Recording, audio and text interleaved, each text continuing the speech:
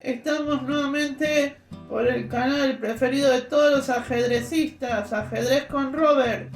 Hoy vamos a comentar cómo es brevemente una explicación del tablero de ajedrez adaptado para los compañeros que están por primera vez pasando por el canal, porque no lo conocen muchas personas, entonces no se pierdan este video. Como vemos, las casillas negras están un poco más levantadas, tienen una pequeña diferencia con las casillas blancas, y en el centro va a tener un círculo donde va a ir encastrada la pieza. Y como vemos, que es muy importante para las personas con discapacidad visual, de las columnas A a la H y del 1 al 8 tienen marcado en braille como en tinta para las personas con disminución visual o personas ciegas que usan braille. Esto es para poder ubicar, y a continuación voy a explicar por qué nos sirve la ubicación en el tablero. Bueno, ahora estamos con el tablero ya armado para las personas con discapacidad visual que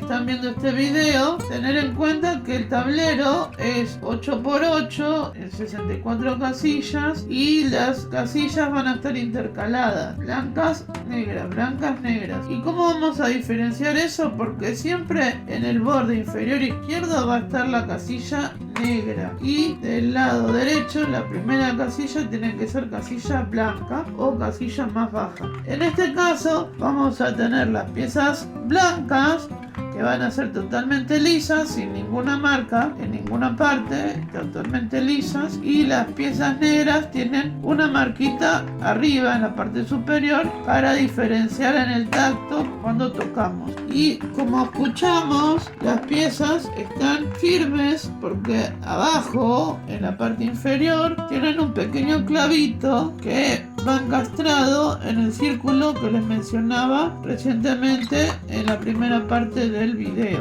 Bueno, acá tenemos el tablero llamado en posición inicial. Las torres van en las esquinas, en las columnas A y H. Los caballos van a ir a continuación en la casilla B y G. Los alfiles en C y D.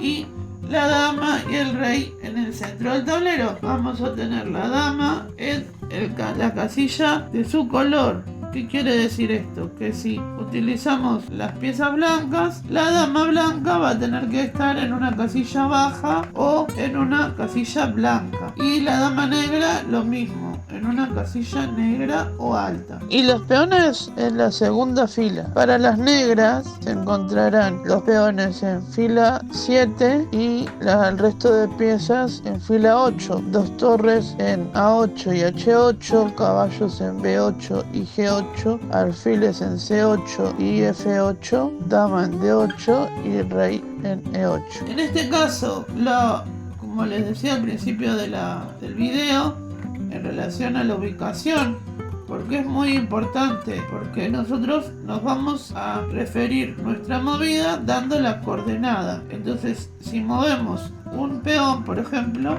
decimos E4, entonces ahí estamos diciendo que vamos a la columna E y a la fila 4.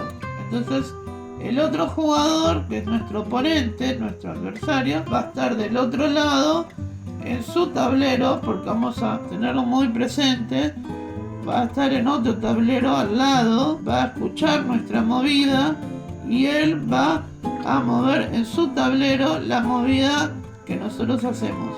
Una vez que él hace su movida en su tablero, él nos dice la movida y nosotros la realizamos en nuestro tablero. Por ejemplo, que nos diga E5.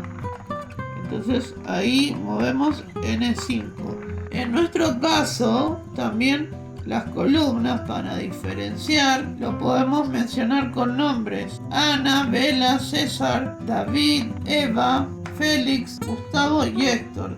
Son nombres para que en el caso cuando damos la movida, damos la coordenada, no se confundan. Hay ocasiones que por ahí al decirlo se puede llegar a confundir entre una B y una D porque suena muy similar. Entonces, para no confundir, eso figura en el reglamento de FIDE y es muy importante poderlo tener en cuenta al dar la coordenada, bueno, en su defecto dar la movida que uno va a realizar. No te olvides estas recomendaciones. Si te gustó el video, dale un like y no te olvides de seguirme en mis canales, en YouTube, en TikTok, en Instagram y en Facebook. Me puedes seguir como Ajedrez con Robert. Nos vemos.